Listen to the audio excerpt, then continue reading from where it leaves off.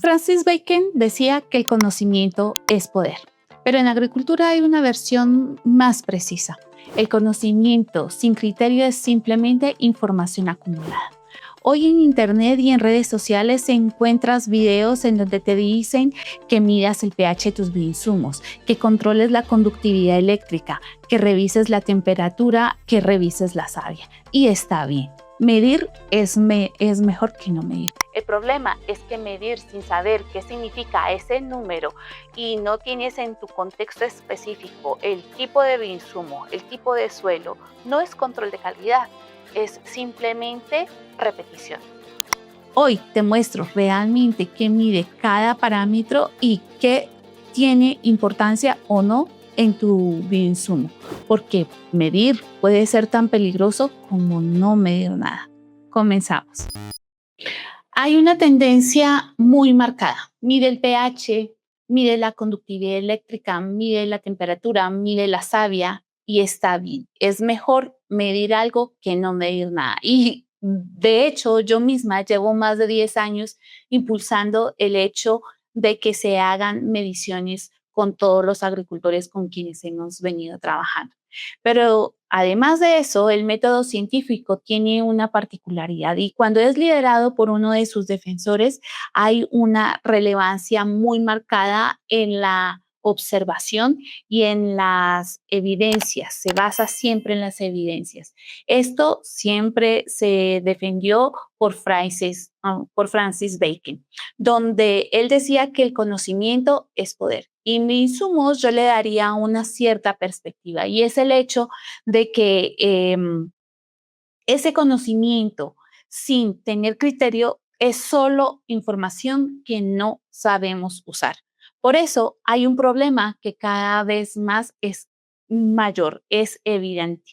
La mayoría mide sin saber qué está mirando y un número sin interpretación no es más que un dato, es un número sin sentido, es solo ruido.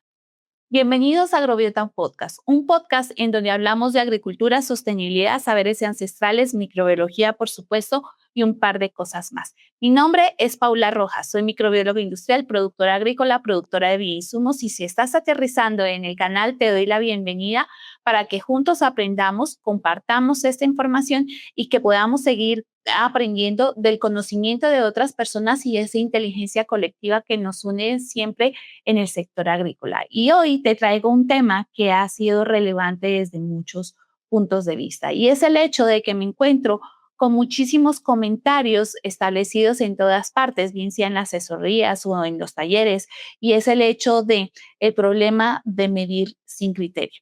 Porque cuando yo le pregunto a un productor agrícola por qué mide el pH de su biolo, de su insumo, me dice, porque me dijeron que debo hacerlo y que debe estar entre un rango entre 4 o 6 y debe estar entre 6 como máximo. Y ahí es donde radica el problema, porque no se sabe por qué es ese rango, no lo entiende, no entiende cuál es el factor determinante y tampoco sabe si está entre 3,2 o 6 significa que sea lo mismo. No es solamente repetir un número que aprendió en un taller o en un curso o que vio en un video o en un libro. Se trata básicamente con los aspectos que están detrás de esas medidas que nosotros estamos haciendo.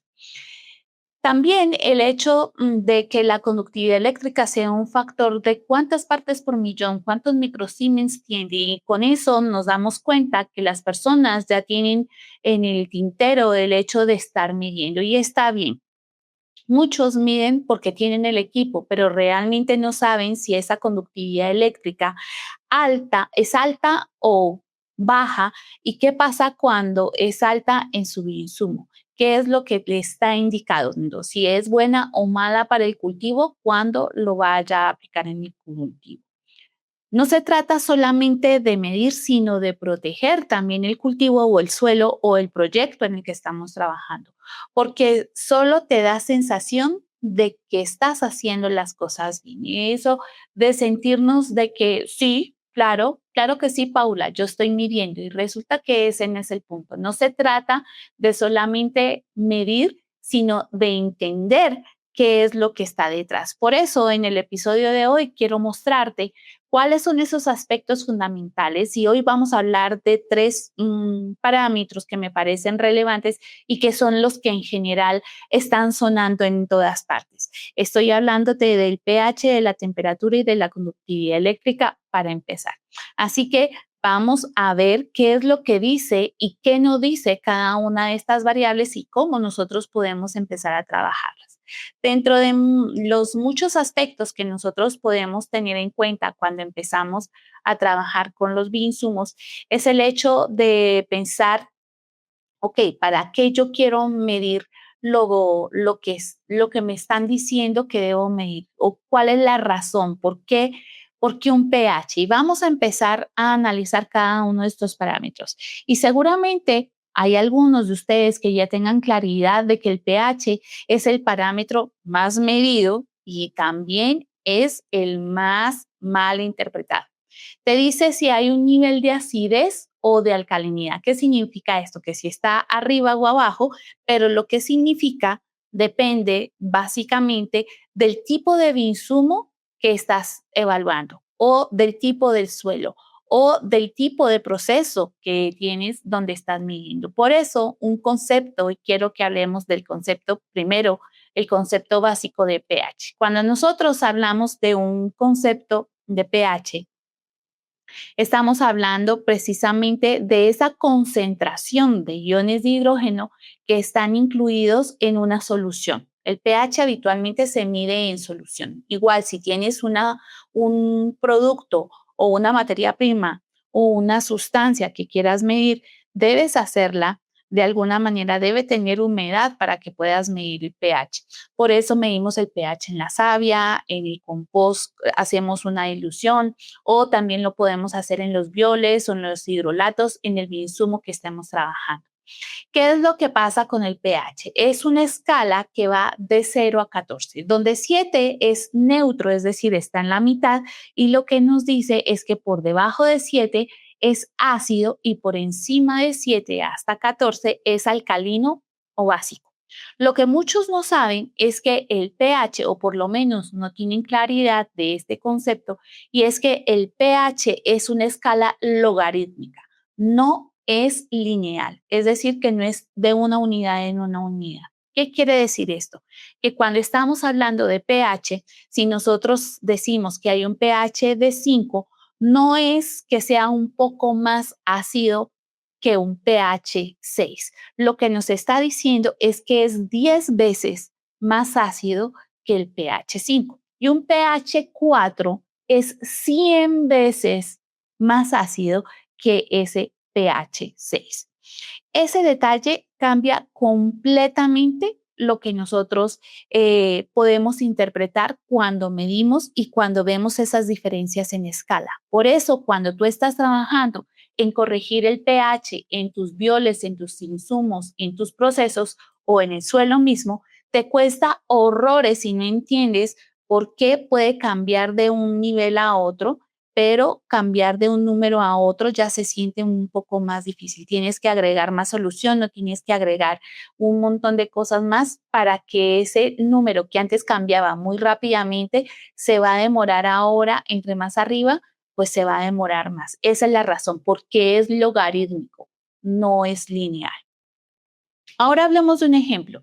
Si nosotros tuviéramos un compost para que pudiéramos medir un rango óptimo del compost de un pH, es distinto y dependerá de la materia prima. Pero digamos que en términos generales se encuentra entre un 6,5 y un 8. Y también es cierto que dependerá de la fase en la que tú estés midiendo ese pH, pues tendrá una injerencia mayor o menor. ¿Qué quiere decir esto? Que hay un número más ácido cuando está por debajo del 7 o un número más básico que sería más alto cuando estamos hablando de pHs por encima de 7. Y puede que en la fase termofílica, es decir, en la de mayor temperatura de tu compostaje, puede llegar a 8,5 y eso es completamente normal. Pero si aplico esa escala a un biol de un compost, es decir, a un té de compost o a un proceso de fermentación, concluirías tú que si el pH de ese compost debería ser 8.5, pues tú ves un pH distinto, puede ser ligeramente más ácido y tú dices definitivamente esto no está bien. Cuando en realidad lo que te está diciendo es que efectivamente bajo esa condición de ese té de compost, pues está muy bien porque hay presencia de microorganismos y va a hacer que sea mucho más ácido, por lo tanto sí está dentro del rango determinante. Te pongo otro ejemplo.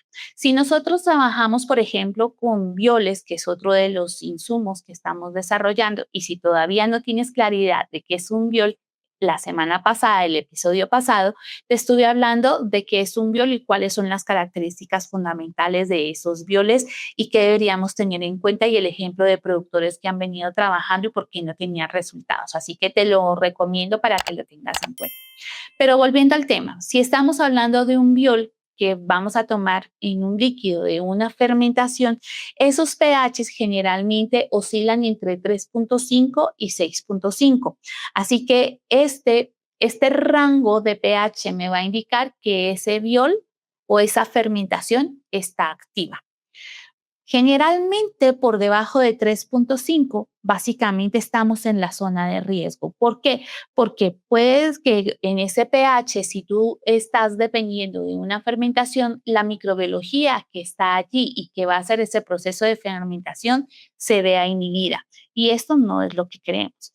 Por lo tanto, si los microorganismos que están ahí se ven inhibidos, y que tú supuestamente estás cultivando, pues definitivamente no lo estás realizando en este caso.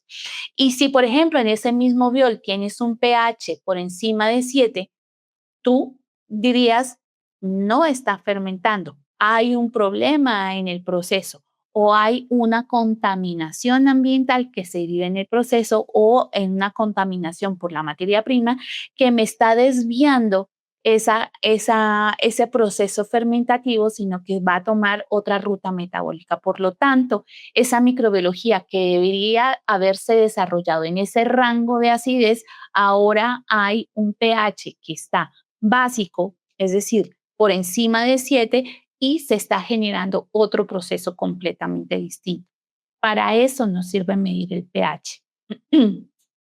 Otra de las cosas es, por ejemplo, vi en algún video que estaban recomendando que ya que estamos haciendo aceites esenciales, vamos a medirle el pH. Y bueno, resulta que desde mi punto de vista, cuando se hace un aceite esencial, el pH es una medida que no aplica. ¿Por qué? Porque los aceites son apolares. ¿Qué significan esto? Que no se pueden disolver en agua. Y para medir el pH en un aceite esencial no te dan ninguna información útil, porque deberías medirlo haciendo una dilución seguramente en alcohol y eso ya cambia la condición de ese aceite esencial. Perdona la interrupción, pero más del 70% de las personas que ven el canal no están suscritos y a nosotros nos ayuda muchísimo el hecho de que puedas suscribirte, activar la campanita y compartir este video con las personas que conozcas. De esta manera podemos ayudar a más productores a que sean más responsables, sostenibles y eficientes. Es un pequeño gesto para ti y a nosotros de verdad nos ayuda un montón. Y para ti que ya estás suscrito, de verdad, gracias. Ahora sí, seguimos en el episodio. Este es uno de los problemas. Este es exactamente el problema del cual estamos hablando ahora. Medimos cosas porque nos dijeron que debemos medirlas y no es tan así. Lo que te invito en esta ocasión es que tengas en cuenta cuáles son esos factores relevantes que necesitas tú dentro de tus insumos para poder establecer esos rangos que realmente tengan importancia. Ahora, si ponemos un ejemplo general a esto que te estoy hablando.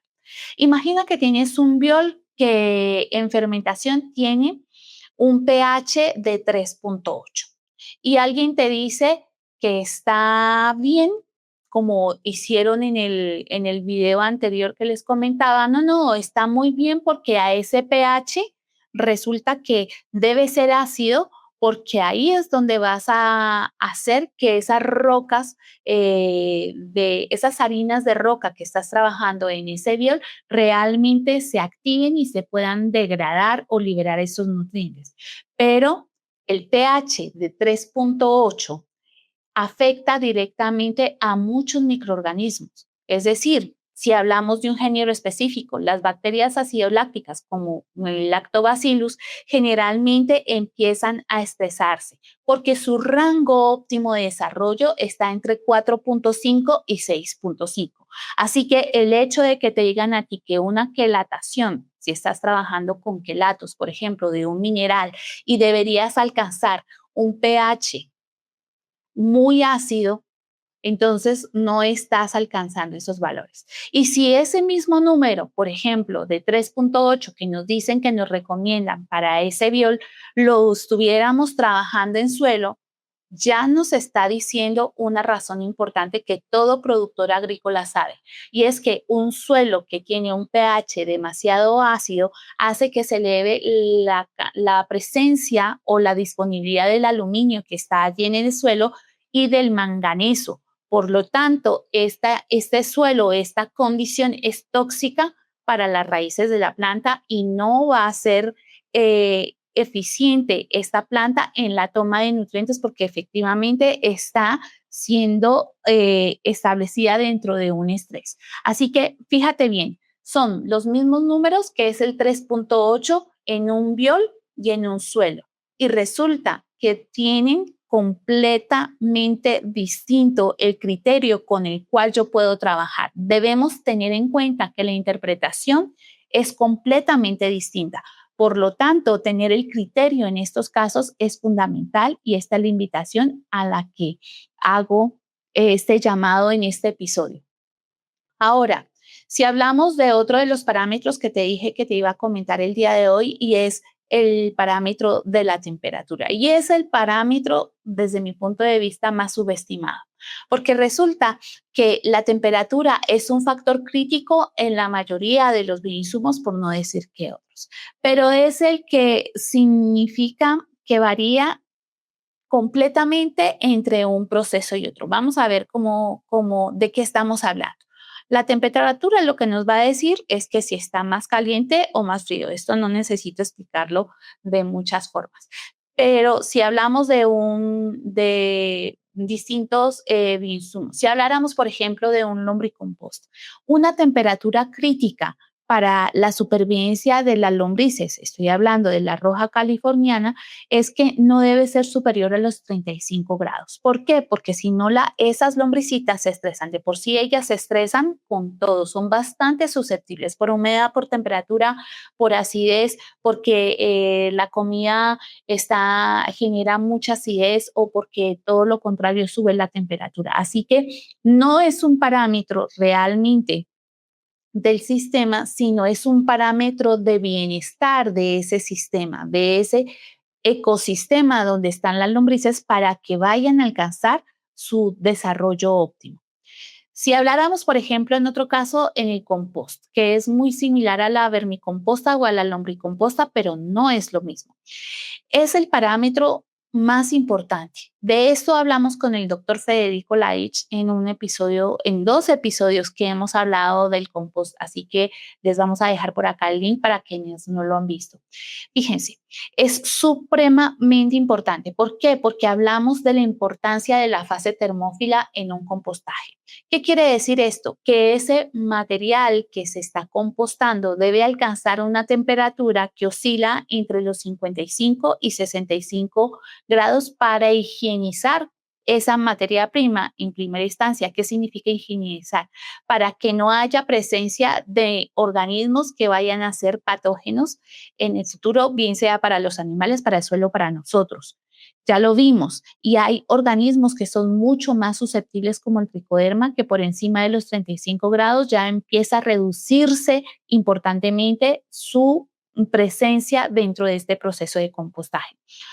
Y la razón básica para que haya una fase termofílica en un proceso de compostaje es que lo que queremos eliminar también es la presencia de patógenos, de organismos comporten como patógenos más adelante, pero también eliminar las semillas que vayan a estar establecidas ahí del banco de suelo o del banco de donde nosotros tomemos esa materia prima y que nos pueden generar digamos que un impacto no deseado dentro de nuestro cultivo. Por ejemplo, si estamos compostando sorgo, y residuos de sorgo. Cortamos el sorgo y lo llevamos allí y estaba germinada, estaban las semillas ya estaba en etapa de asemillamiento. Y entonces resulta que si tú no alcanzas una temperatura que esté por encima de los 65 grados, de los 55 a 65 grados, y si alcanzas una temperatura mayor, pues está muy bien. ¿Por qué? Porque va a inactivar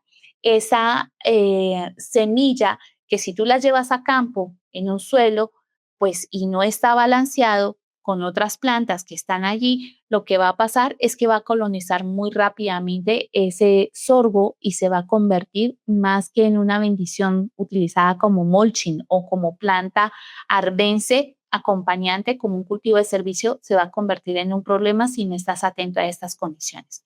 Por eso, por encima de los 70 grados en un compostaje, estamos diciendo que perdemos siempre muchísima diversidad de esa microbiología que está presente. ¿Por qué? Porque mucha microbiología es muy susceptible a todas estas condiciones.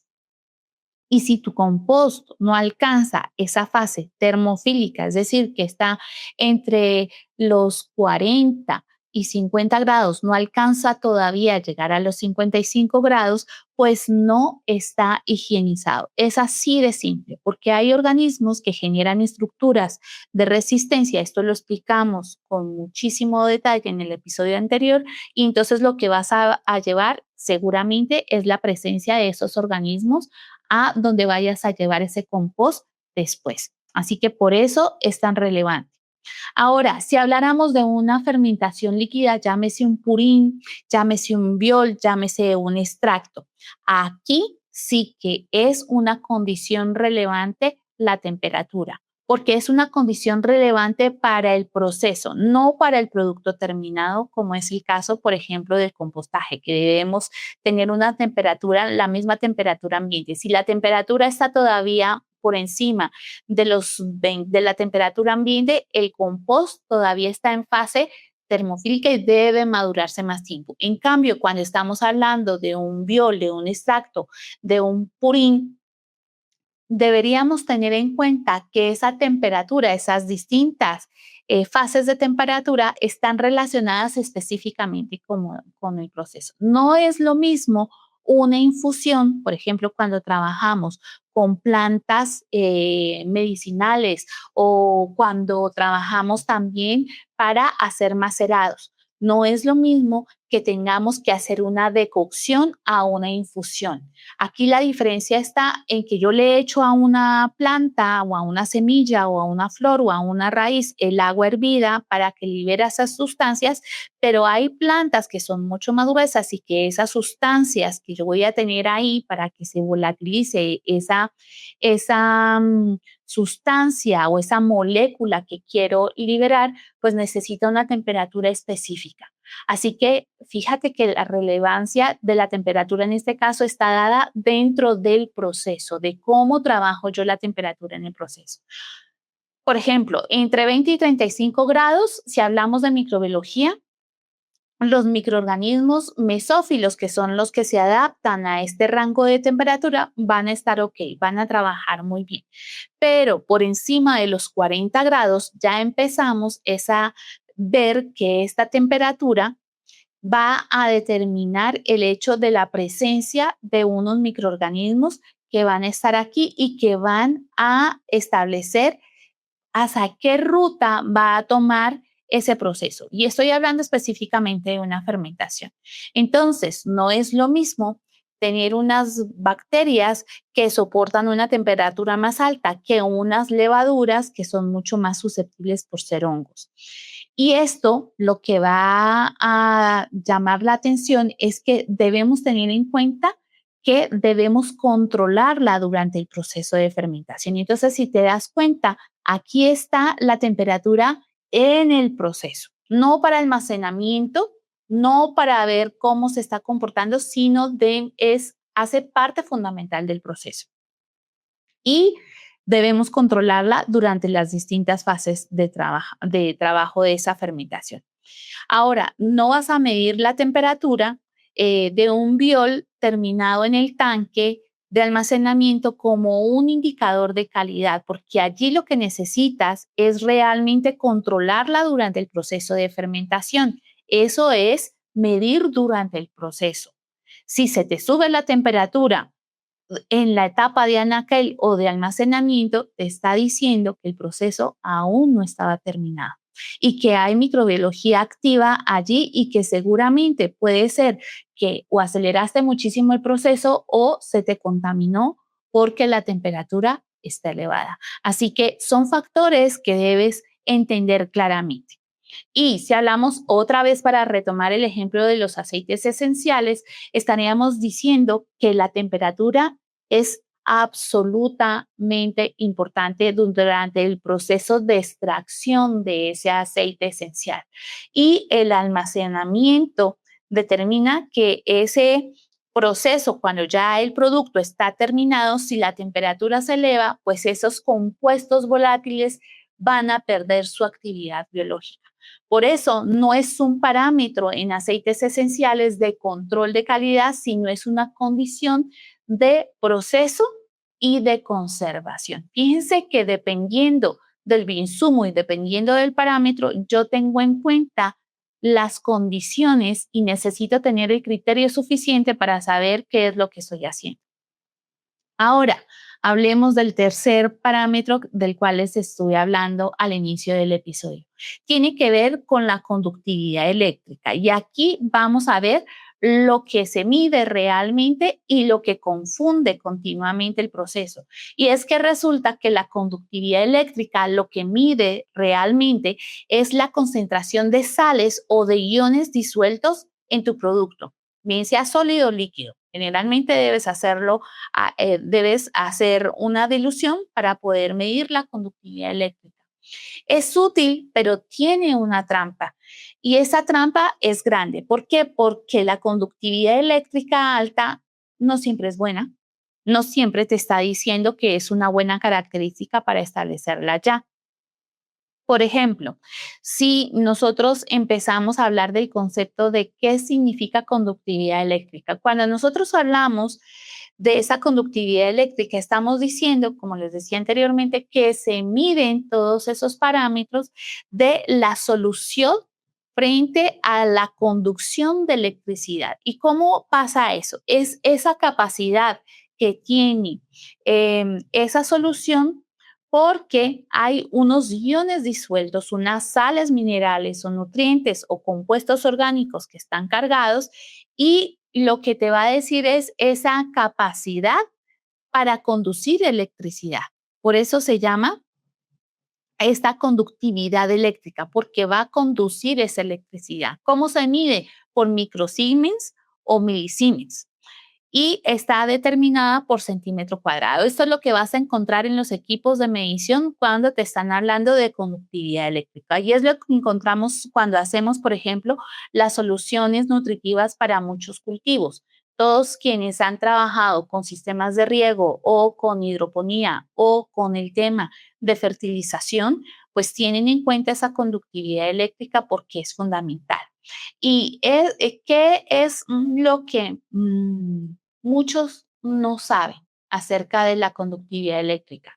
Y es que la conductividad eléctrica no distingue entre esos tipos de iones, es decir, no se sabe si lo que está disuelto es calcio, que es útil para la planta, o es sodio, que puede generar salinidad en el suelo, o cloruro, que puede ser tóxico en concentraciones muy altas, pero que en las condiciones adecuadas es súper necesario para hacer la fotosíntesis. Solo mide cuántos iones hay, pero no te va a decir cuáles son los iones que están ahí ni cuáles son los beneficiosos. Por lo tanto, si habláramos de bioinsumos, aquí hace referencia el hecho de que generalmente una conductividad eléctrica alta puede significar que tu producto esté concentrado y que esté rico en minerales. O puede significar también que tenga una carga salina que va a estresar las raíces de tu cultivo cuando sea llevado a campo. Entonces, si nosotros, por ejemplo, habláramos de, a ver, un ejemplo básico. Si nosotros medimos otra cosa que estamos, en donde se mide la conductividad eléctrica, ahora que es muy sonado, es el tema de la savia. Y cuando estamos hablando de la savia, resulta que se mide y no se sabe por qué se está midiendo esa savia en por qué se está midiendo la conductividad eléctrica en esa savia. Y resulta que cuando uno mide la savia, esa conductividad eléctrica lo que va a venirnos a decir es que es esa capacidad de absorción que tienen las plantas de acuerdo a los iones que están representados aquí. Esto lo explica muy bien el doctor Ángel Rojas, el ingeniero Ángel Rojas, en su libro de fertilización foliar. Y nos dice también que el promedio de esa conductividad eléctrica en savia está en un promedio entre 2.5 y 5.5 milisiemens, por centímetro cuadrado.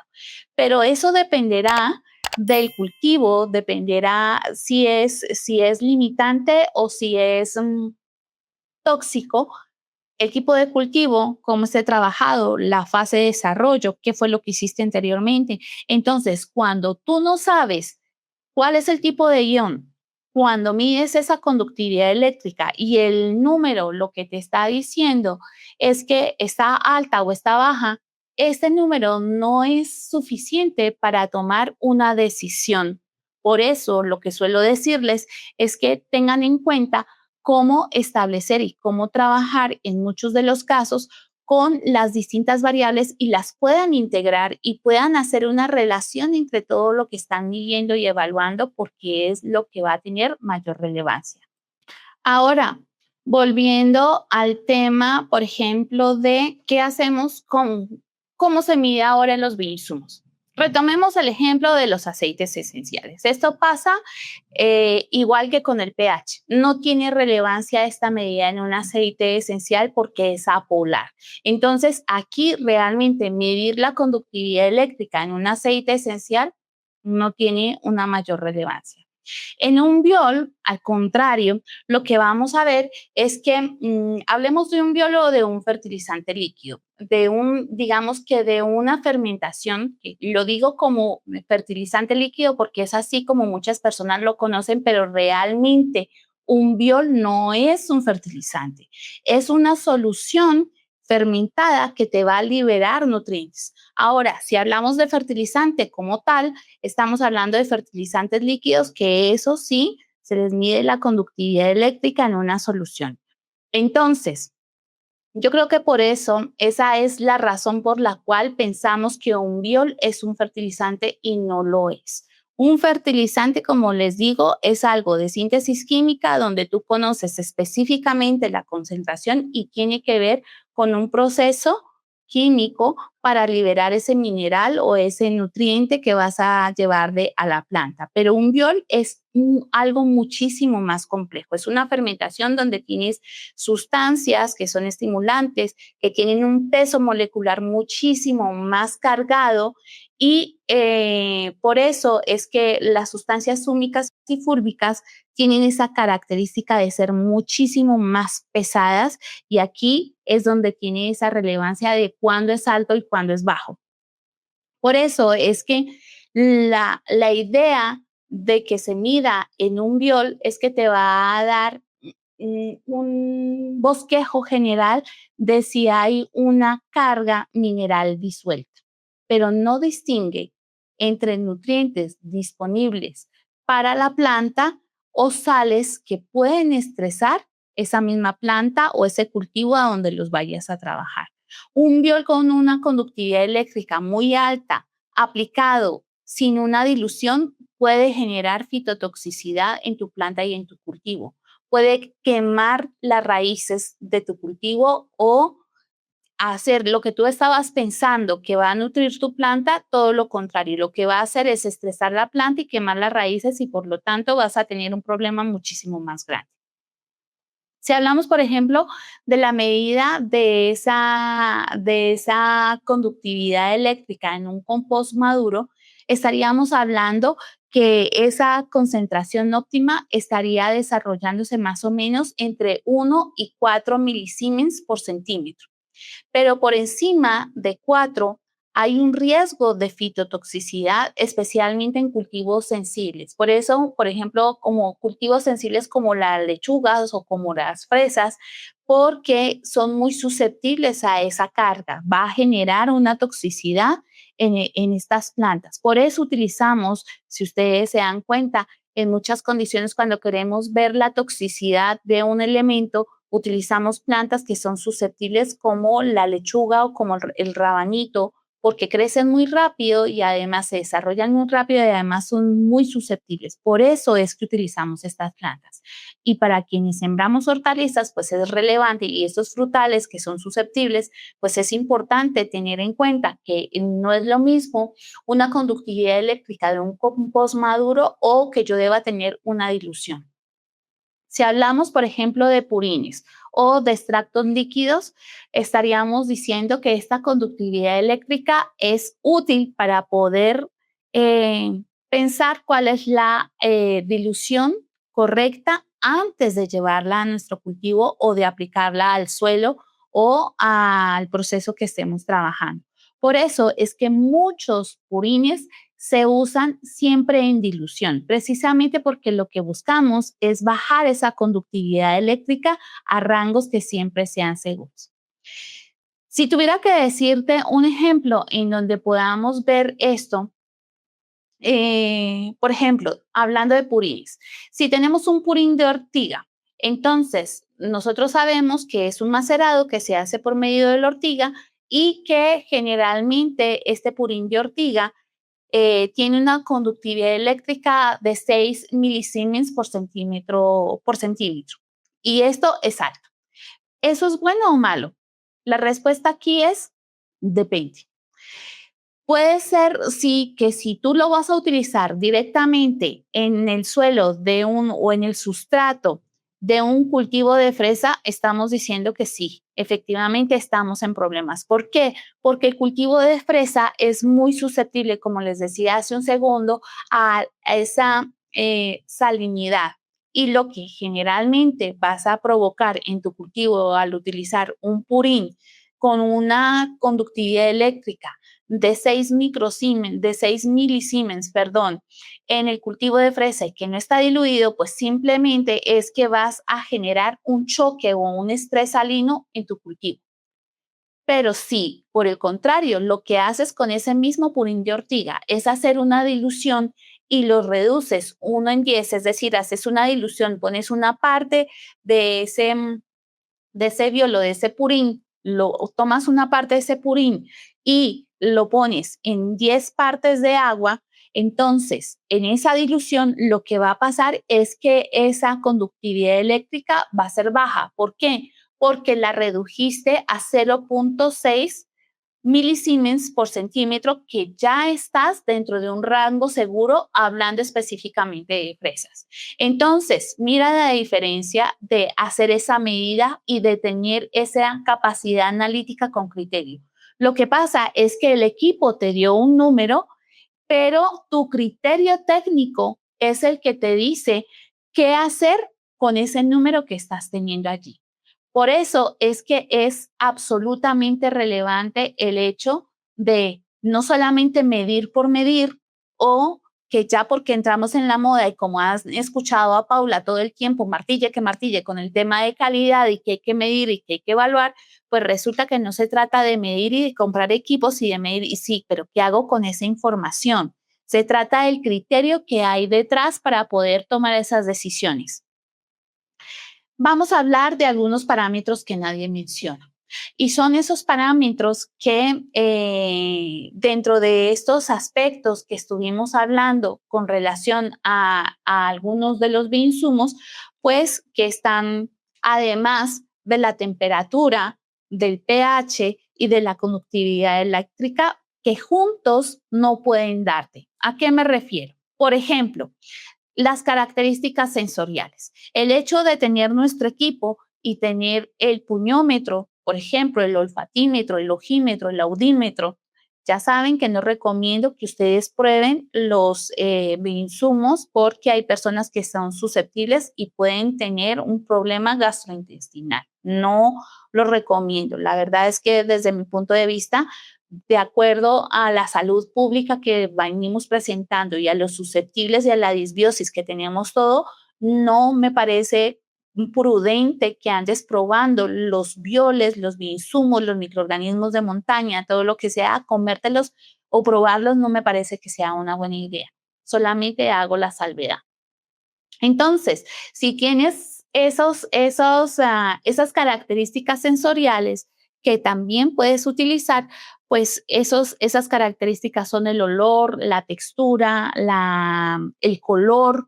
Esas características son datos técnicos y no son intuitivos, es decir, no son de instinto, no es algo que te nace de las entrañas y vas a tener allí, no, sino que realmente un biol fermentado debe tener un olor característico, es un olor agradable, es ácido, pero en ningún punto de vista debe oler putrefacto, debe oler a alcantarilla, debe oler muy fuerte, debe generarte náuseas. Todos sabemos que cuando hay un olor que está putrefacto, algo nos dice que algo está mal. El instinto, ese instinto, ese conocimiento acumulado durante tantos años te dice que no es bueno consumirlo. Entonces, si huele a podredumbre, pues lo que te está diciendo es que hubo una fermentación anaerobia que seguramente estuvo mal manejada o que se contaminó en algún punto y ese dato lo tienes en segundos, no necesitas de un equipo, pero eso no te va a decir efectivamente que está bien o que está mal. Simplemente te da un parámetro básico para que llame la atención. Si tú destapas tu biopreparado, tu bioinsumo, tu biol, y resulta que en la fermentación te huele a vinagre, pues ya sabemos que se fue por una ruta metabólica distinta. Que aquí lo que pasó es que las bacterias acidolácticas ya no están presentes allí, sino que estuvieran las acéticas y por eso se generó ese olor a vinagre y te va a servir ese biol para otra cosa que no es nutrición. Esto es importante que lo tengas en cuenta. Otro de los parámetros que podrías establecer es el hecho de la cromatografía de Pfeiffer. Yo sé que he hecho insistencia en esta técnica, pero de verdad me parece que es una técnica importante y todos quienes han estado con nosotros, bien sea en biocalidad en el curso o en el curso de cromatografía, saben que es una de las técnicas que incluyen muchos parámetros al tiempo que un equipo no puede hacerte. El hecho de relacionar la materia prima, bien sea si estás evaluando suelo o insumos o la planta, te va a relacionar la presencia de la microbiología, la presencia de enzimas, que es la consecuencia de esa presencia de microbiología, la relación y la integración de materia orgánica con minerales y si hay una aireación, por ejemplo, si estamos hablando de un suelo o si tiene anillos separados, entonces sabemos que en un biol o en un bioinsumo te está diciendo que no hay integración de esas materias primas y que el proceso no está funcionando como debería funcionar. Entonces, esto es importante. La cromatografía de Pfeiffer te da una imagen, pero te da una imagen con una complejidad biológica que es producto precisamente de algo, de un proceso que está allí y que ningún equipo te va a dar, ningún equipo básico es capaz de capturar. Muchas personas piensan que es algo de hierbas incienso y en parte tienen razón, porque el principio básico que estaba establecido aquí era ver esa vitalidad de ese sustrato y cómo trabajarlo y cómo estar establecido en este caso. Entonces, si nosotros empezamos a hablar de esa interacción de todos estos elementos que están dentro de la cromatografía de Pfeiffer, bien sea los componentes orgánicos, los minerales, los biológicos, es una forma visual, es cualitativa. No te da números exactos, pero sí te da un proceso de integración. Te puede decir si ese producto tiene diversidad y además si dentro de esa complejidad es simple o está pobre ese elemento, ese bioinsumo o ese, en este caso, ese bioinsumo que estamos midiendo. Ahora, otro aspecto fundamental, no necesitas ir más lejos. Realmente, en los parámetros, cuando queremos hacerlo en campo, con esto podemos ir trabajando, ir haciendo. Pero cuando tú ya estás con productos, bien sea que elaboras para tu asociación, para tu cooperativa, que además estás proveyendo a tus vecinos o que tienes en el departamento, en la vereda, en el estado donde estés, incluso en el país, ya necesitas tener parámetros mucho más específicos, mucho más claros, mucho más especializados.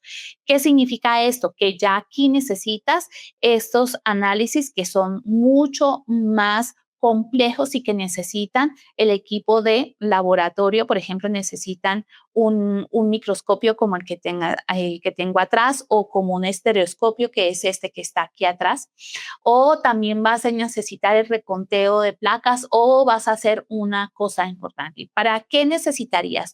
Porque tú necesitas identificar el microorganismo que tienes allí, porque además de eso debes evaluar la concentración o la presencia de esos organismos que tienes allí si estás trabajando, por ejemplo, con insumos que son de naturaleza biofertilizante o si estamos hablando de bioestimulantes, entonces esa concentración de sustancias que puede proveerle a la planta o que puede liberar, hacer que la planta reaccione, que en este caso serían los estimulantes, y esto se necesita hacerlo con laboratorios y con análisis especializados.